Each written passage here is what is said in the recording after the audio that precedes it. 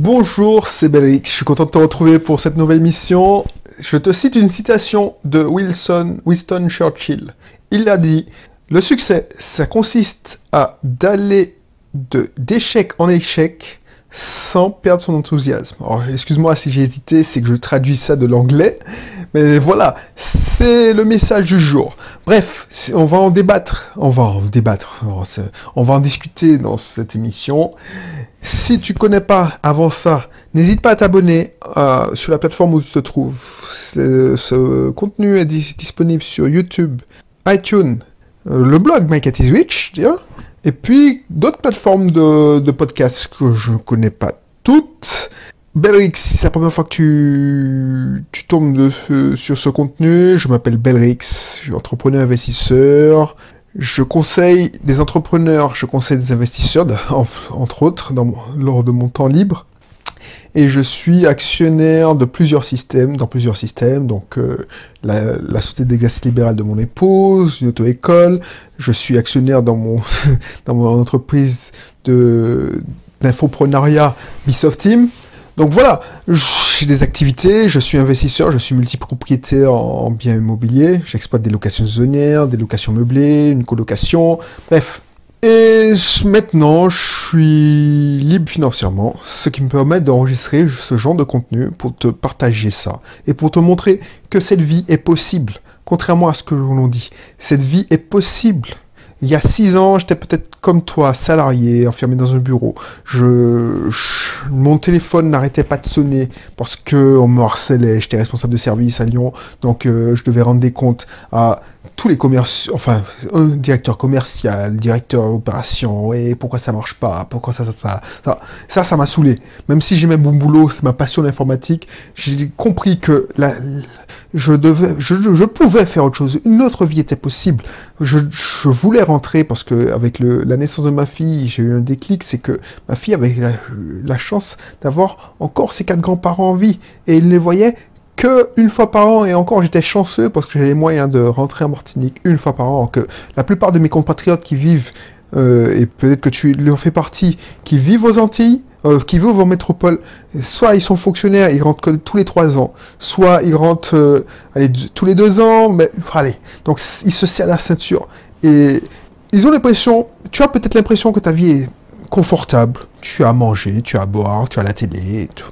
Mais crois-moi, une autre vie est possible, une meilleure vie est possible. C'est pour ça que si tu as envie, inscris-toi à un de mes cursus, abonne-toi, inscris-toi à un de mes cursus offerts. C'est offert, donc tu n'as rien à perdre. Et puis tu verras, télécharge mon guide sur l'indépendance financière, tout c'est dans la description, le lien, et tu verras que c'est possible. Tu feras aussi connaissance avec moi. Bref, je rentre dans le sujet qui est un peu moins spécifique que les 3 précédents qui étaient adressés surtout aux chefs d'entreprise et aux entrepreneurs qui commencent à avoir quelques collaborateurs. Le succès consiste à d'aller d'échec en échec sans perdre son enthousiasme. Le succès consiste à aller d'échec en échec sans perdre son enthousiasme. J'essaie de trouver une traduction correcte en français, c'est pour ça que je répète. C'est tellement vrai, c'est Winston Churchill a dit ça, mais j'aurais pu le dire, il y a plein d'entrepreneurs qui ont dit ça. Je suis sûr qu'Edison a dû dire la même chose, il a dit à peu près la même chose quand un journaliste lui a dit, mais vous n'en avez pas eu assez, vous n'avez pas eu envie d'abandonner, à chaque fois vous avez testé pour mettre la lampe à incandescence au point, pour mettre au point la lampe à incandescence, vous avez dû tester 10 000 fois ou 1000 fois. Lui, il dit non, vous avez échoué 10 000 fois. Le gars, Edison a répondu non, j'ai pas échoué 10 000 fois, j'ai amélioré 10 000 fois. Ça, c'est la vraie empreinte, la patte de l'entrepreneur qui ne lâche rien. C'est la patte de l'entrepreneur qui a faim. C'est la patte de l'entrepreneur qui est décidé à réussir, qui ne se laisse pas abattre, qui garde le mental. Et ça, c'est une force. Ça, c'est une force que si tu l'as, c'est super, tu as fait 80% du boulot. Parce que moi, mon entreprise, le contenu, je te donnerai des techniques, mais c'est surtout la force de caractère, le mental, l'état d'esprit. Et c'est ça, parce que ça manque aussi, ça manque surtout. Tout le monde est friand de, oui, des dernières astuces, le dernier hack à la mode, la dernière technique pour choper 2 ou 3% de ventes en plus, de 2 ou 3 ventes en plus, 2 ou 3 prospects en plus, 2 ou 3 visiteurs, 10 000 visiteurs, enfin, allez, j'exagère, mais augmenter, doubler. Alors, j'aurais pu vendre plus si je créais des formations, par exemple, pour doubler de claquement de doigts le trafic de son site internet. Mais qu'est-ce que tu feras de ton trafic si tu n'as pas de produits à vendre et si tu n'as pas le mental qui va avec? Parce que qui dit trafic, qui dit augmentation des ventes, qui dit risque aussi, parce que tu peux t'écrouler, tu peux exploser en vol, tu peux avoir un burn-out, parce que tu vas vouloir traiter ces ventes. Tu vas devoir, par exemple, un consultant qui est victime de son succès, il va vouloir enchaîner les consultings, il n'aura pas le mental pour dire non à certains clients, surtout s'il a eu une traversée de désert et qu'il sait très bien qu'il ne pourra pas être efficace. Donc du coup, c'est un risque d'avoir du succès que tu ne sais pas gérer. Alors c'est ça. Si tu ne sais pas gérer ton succès, tu risques de te mettre en danger, de couler aussi vite que tu es monté. Donc si tu n'as pas l'état d'esprit qui va avec, c'est dangereux. Et les gens qui ont réussi de claquement de doigts, ça existe, effectivement. Mais la plupart d'entre nous, la plupart des entrepreneurs, c'est échouer 90 fois et échouer 90 fois et puis connaître 10 succès. C'est ça. Et la plupart des entrepreneurs que je connais, c'est 99 échecs pour 1% de réussite. Et c'est là qu'il leur sauve. Donc quand tu as crevé 99 fois, il faut avoir un mental d'acier pour rebondir, pour te relever. Et c'est ça ma devise. C'est no retreat, no surrender. No retreat, no surrender. Moi, je considère que si j'abandonne, c'est que je suis entre 6 planches. Voilà, il n'y a pas j'ai pas d'autre alternative. Soit je dis, j'arrête. Soit j'ai vraiment pas le choix. Mais j'arrêterai pas. No retreat. Alors pour ceux qui parlent pas anglais ou qui ne comprennent pas mon accent à couper au couteau, pas de retraite, pas de rémission. Je ne pars pas en retraite. Je ne me rends pas. Je ne vais au combat. Alors, je vais pas au combat sans bâton, parce que tu me lances sur le sujet, je te fais une dissertation sur ces quelques mots. Pas de retraite, pas de rémission, ok, je ne me rends pas, je dépose pas les armes, je ne lève pas les mains. Oh, les mains là, non, c'est pas mon truc. Je ne pars pas en courant derrière, je ne vais pas. Je vais au combat, mais j'ai un plan. Voilà pourquoi c'est la force. Donc, à chaque fois, je ne veux pas te mentir, j'ai eu beaucoup d'échecs. Beaucoup d'échecs. La 90% de ceux que j'ai lancés a échoué lamentablement. C'est normal. C'est normal, c'était si facile. Si tout le monde avait la réponse, tout le monde serait riche, tout le monde serait indépendant. C'est ça que et c'est ce qui m'énerve quand les salariés te donnent des leçons, tes collaborateurs te donnent des leçons. Oui, pourquoi vous faites ça? Pourquoi on est trop cher? On est ça. Mais si c'était facile, pourquoi tu n'ouvres pas ta propre structure? Tu es donneur de leçons, ok, mais voilà quoi. Pourquoi? Donc voilà, alors j'éteins la clim, excuse-moi, je veux pas. Voilà, j'éteins la clim parce que j'ai mis les micros froids. Donc c'est pour ça.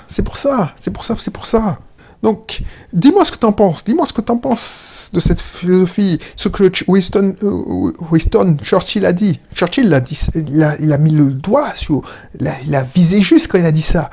Il a dit, voilà, le succès consiste à aller d'échec en échec sans perdre son enthousiasme. Mais c'est ça. Alors je ne te dis pas que de temps en temps tu n'as pas de doute. C'est normal d'avoir de douter parce que ça fait preuve d'une certaine ouverture d'esprit. Mais voilà, une fois que tu as pris du recul, que tu as avalé la pilule, alors je te dis pas oui, genre je serais te mentir de dire oh ok j'ai travaillé 100 heures sur un projet, ça me fait ni chaud ni froid si je me vautre littéralement. Non. Effectivement, je ne vais pas te mentir, je digère mon échec, donc voilà, ça me ramène sur terre des fois, voilà, et puis j'analyse pourquoi j'ai échoué, et j'améliore. J'avais fait une émission dessus, échouer vite et apprendre de ses échecs. Mais c'est ça. Mais ensuite, je repars, je me remets en selle avec le même enthousiasme. C'est pas d'être naturellement, parce qu'il y a des mauvaises langues qui vont te dire « Oui, mais c'est parce que tu es hyper optimiste ou tu es trop optimiste, tu n'as pas les pieds sur terre. » Non, j'estime qu'il n'y a pas plus pragmatique que moi. Mais c'est pas avec ce mental de loser, c'est-à-dire « Oui, je vais... » Non, si tu as peur et si tu dis « Bon, je vais échouer, oh, je fais ça, mais je vais échouer. » Ben, tu vas échouer, c'est sûr. Donc c'est pour ça. Donc pense à ça. Je sais que c'est abstrait, mais ça marche. Que tu sois investisseur, que tu sois entrepreneur. Alors ça paraît facile à dire. Oui, je sais que c'est facile à dire. Mais le mec qui a dit ça, je ne sais pas si tu as vu le film qui est passé dernièrement ou qui est passé voilà, quelques mois déjà, ou quelques années. Bon, oui, regarde Churchill, ce qu'il a vécu. Il était acculé. Le mec, 98... Franchement, si c'était pas lui qui était au pouvoir à cette époque, je suis sûr que l'Allemagne parlerait, l'Angleterre parlerait allemand et la France aussi. Parce que c'est grâce à cette personne, c'est un élément de l'histoire, c'est grâce à sa volonté de résister à l'envahisseur allemand, il s'est fait pilonner. Les Anglais ont payé... Mais c'est grâce à son combat que... justement, De Gaulle a pu faire son allocution, il a fait son appel. Bref, t'imagines, le mec, il sait de quoi il parle quand il dit ça. Il savait, parce qu'il est mort. Tu vois ce que je veux dire? Donc, si lui, il a réussi à... Parce que ça n'a rien à voir. Toi, effectivement, quand il nous arrive quelque chose de mal, on pense que c'est la fin du monde. Mais si on prend le recul et puis on se dit, mais par rapport à d'autres personnes qui crèvent, qui souffrent, qui vivent d'échec en échec, qui subissent des échecs plus retentissants. Quand j'ai lu la biographie de Bernard Tapie, le mec, tout le monde voit que Bernard Tapie, ouais, c'est le riche man, enfin le riche businessman qui a réussi, qui a tout réussi. Mais il faut voir son histoire. Le mec, effectivement, il a une ascension fulgurante. Il a commencé à zéro. De zéro, il est parti. Donc avant qu'il soit le boss de l'Olympique de Marseille. Mais le mec, il aurait pu mal finir. Parce que alors, peut-être que je l'ai déjà dit, mais il a été ruiné à 24 ans. Le pire, c'est que nous, maintenant, on fait une SARL, on fait une société à responsabilité limitée.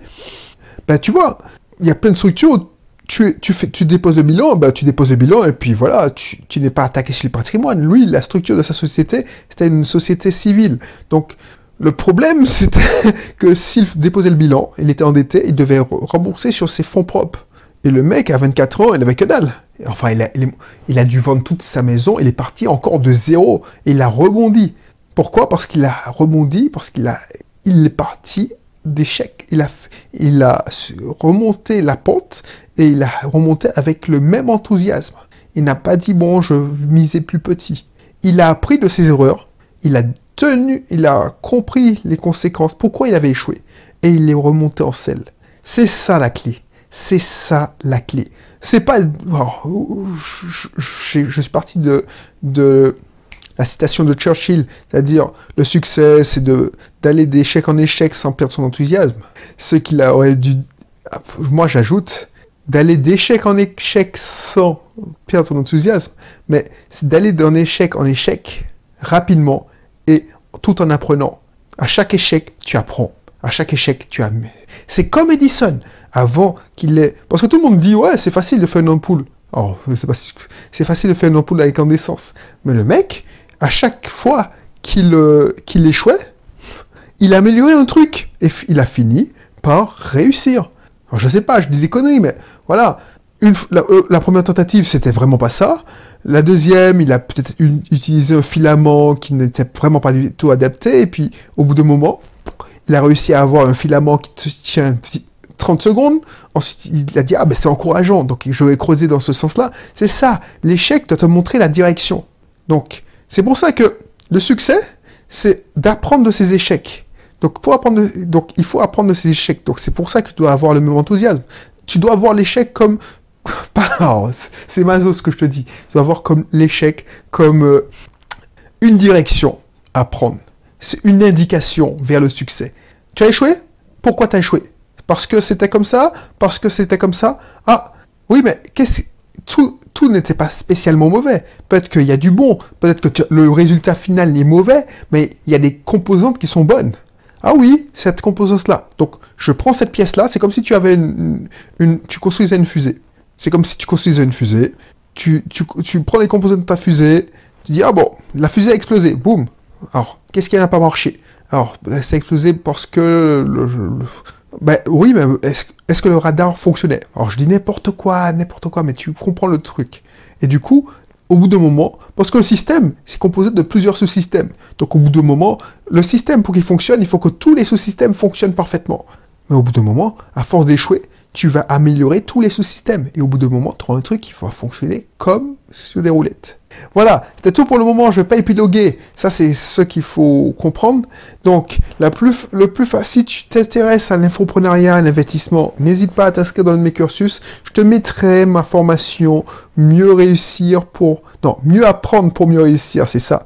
Mieux apprendre pour mieux réussir. Où je t'explique que la meilleure façon d'atteindre tes objectifs, d'atteindre le succès, c'est de suivre, de voir comment les autres, comment ceux qui ont déjà réussi, vivent, avoir la même perception. Parce que, voilà, les pionniers, comme Edison, comme Churchill, apprennent de leurs échecs, parce qu'il n'y a personne qui a déjà fait ça avant eux.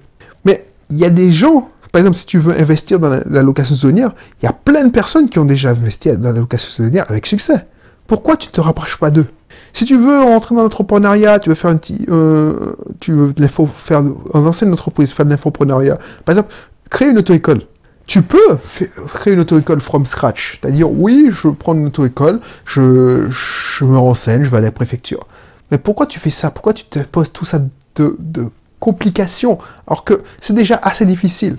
Il y a des gens qui ont déjà l'expérience. Par exemple, si tu t'inscris dans mon cursus pour les géants d'auto-école, puisque je suis une auto-école, j'ai déjà marché le travail pour toi. Donc, ça te garantit pas que tu vas pas souffrir, parce que tu vas pas avoir de problème. Alors, souffrir, j'exagère, tu vas pas avoir de problème, puisque chaque situation est unique. Mais au moins, tu auras une avance et j'ai défriché déjà pour toi. Puis, si tu as besoin d'accompagnement, je serai là pour toi. Donc, c'est pour ça que pour mieux apprendre, il faut apprendre de ceux qui ont déjà qui ont légèrement ou de l'avance sur toi. Donc, si tu n'as pas envie de t'inscrire dans mon cursus, il n'y a pas de souci. Tu vas voir un géant d'auto-école. Peut-être qu'il sera ravi de te dire, ah ben tiens, tu t'intéresses au métier. Tu lui poses des questions. Tu vas dans son auto-école. Qu'est-ce que tu as à perdre? Au pire, il va t'envoyer chier. Mais tu passes à autre chose. Ça résume bien ce que je t'ai dit de cette émission. Tu as envie de créer une auto-école ou tu as envie... Bah, t'inquiète pas, les gens sont ravis qu'on s'intéresse à leur métier. Surtout les gens d'auto-école, enfin, n'importe quel genre d'entreprise, si un jeune ou au moins jeune te disent, bon, ça m'intéresse de ton boulot, comment tu fais? Ah bah, ils seront ravis. Alors, tu vas peut-être tomber sur un connard, mais ça ne t'empêche pas. Tu vas reprendre ton téléphone, tu vas chercher un autre géant d'auto-école. Ou n'importe quel sujet qui t'intéresse. Voilà. Donc, d'ici là, n'hésite pas à regarder les descriptions de ma formation Mieux apprendre pour mieux réussir. J'offre le premier module pour voir si le contenu voir ce que tu achètes d'ailleurs. Si tu t'inscris, voir si le contenu te plaît, pour voir, voilà. Je t'offre 1 heure de formation. La première partie, il y a 3 modules, c'est environ 3 heures. Je t'offre le premier module, 3 heures, 1 heure. Et puis, tu t'inscris. Ok, bah, je serais ravi de te compter parmi mes stagiaires, mes clients. Si tu t'inscris pas, bah, tu vas apprendre en 1 heure de la façon de sortir toutes les informations toxiques de ton cerveau. Et tu vas pouvoir te dégager du temps pour mieux apprendre par tes propres moyens. Voilà, moi je te vends qu'un raccourci, c'est tout, mais qui te fera gagner beaucoup de temps. Et le bien le plus précieux sur Terre, c'est le temps. Donc n'hésite pas à regarder cette vidéo. Allez, je te laisse pour te vaquer à tes occupations. Merci de m'accorder tout ce temps, parce que je sais que je parle beaucoup. Moi, ça m'amuse, ça m'arrange, mais je sais que surtout si tu travailles, tu n'as pas que ça à faire. Donc ça me fait plaisir que tu m'écoutes tout ce temps. Allez, je te dis à bientôt et allez, bye bye. D'ici là, porte-toi bien. Allez, bye bye.